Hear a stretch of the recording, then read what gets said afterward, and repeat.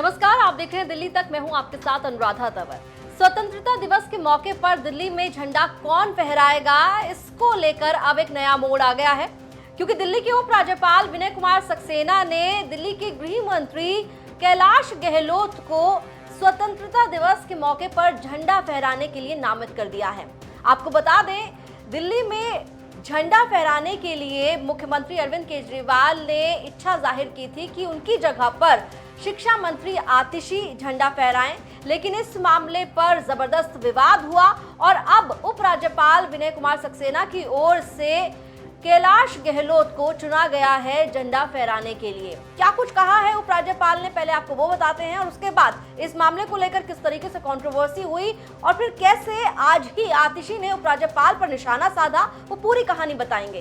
13 अगस्त की शाम को जारी एक बयान में उपराज्यपाल कार्यालय ने कहा कि झंडोत्तोलन के लिए कैलाश गहलोत को नामित किया गया है, क्योंकि दिल्ली पुलिस राष्ट्रीय ध्वज फहराने के बाद औपचारिक मार्च पास्ट परेड कंडक्ट करती है और उससे संबंधित मामले गृह विभाग और पुलिस को सौंपे गए हैं।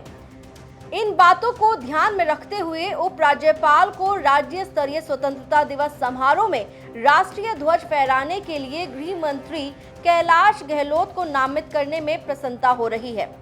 तो उपराज्यपाल की ओर से दिल्ली के गृह मंत्री कैलाश गहलोत को चुना गया है दिल्ली में स्वतंत्रता दिवस समारोह में झंडा फहराने के लिए, लेकिन दिल्ली के मुख्यमंत्री अरविंद केजरीवाल की इच्छा थी कि शिक्षा मंत्री आतिशी झंडा फहराएं उनकी जगह पर।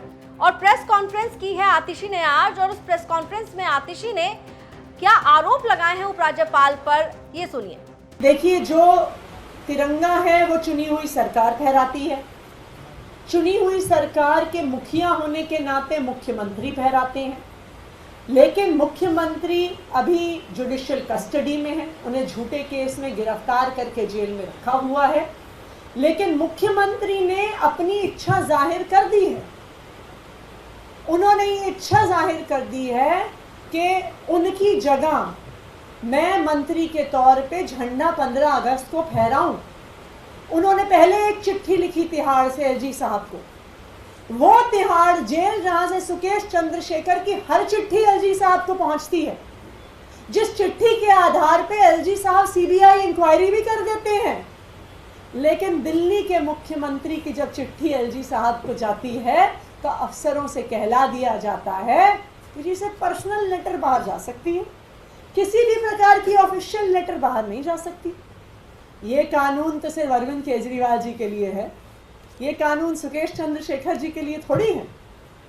उसके बाद अरविंद केजरीवाल जी से गोपाल राय जी मिलने जाते हैं। गोपाल राय जी जीएडी मंत्री के बतौर आदेश देते हैं जीएडी विभाग को कि मुख्यमंत्री जी की इच्छा है कि उनकी जगह मैं एज मंत्री झंडा फहराऊं। उसके जवाब में भी अफसरों से कहलवाया जाता है कि नहीं, हम इस आदेश को नहीं मानते। तो ये क्या है?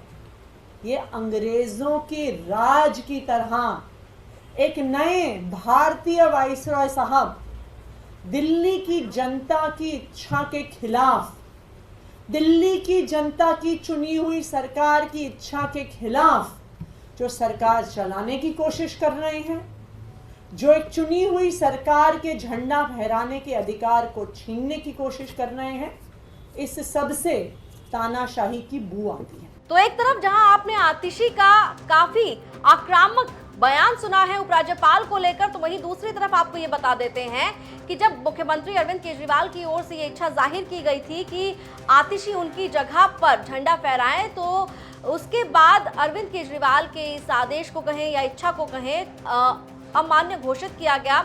और दिल्ली के उपराज्यपाल कार्यालय की ओर से पहले ये जानकारी आई थी कि जो दावा किया गया है कि मुख्यमंत्री अरविंद केजरीवाल ने एक चिट्ठी लिखी है जिसमें ये कहा गया है कि वो चाहते हैं कि उनकी अनुपस्थिति में आतिशी झंडा फहराएं, तो ऐसा कोई पत्र उपराज्यपाल कार्यालय को नहीं मिला है। उसके बाद मंत्री गोपाल राय ने तिहाड़ जेल जाकर मुख्यमंत्री अरविंद केजरीवाल से मुलाकात की, और इस मुलाकात के बाद मंत्री गोपाल राय की ओर से जीएडी विभाग को ये आदेश दिया गया कि मंत्री आतिशी ही स्वतंत्रता दिवस कार्यक्रम में झंडा फहराएंगे और उसके लिए तैयारियां की जाएं। लेकिन जीएडी विभाग की ओर से भी पत्र लिखा गया और ये जो आदेश दिया था कि मंत्री आतिशी झंडा फहराएंगी और उसके लिए तैयारियां की जाए, उस आदेश को जीएडी विभाग ने मानने से इनकार कर दिया था। तो काफी कंट्रोवर्सी हुई, काफी विवाद हुआ और जिस तरीके से अब उपराज्यपाल ने दिल्ली के गृह मंत्री कैलाश गहलोत को चुना है झंडा फहराने के लिए,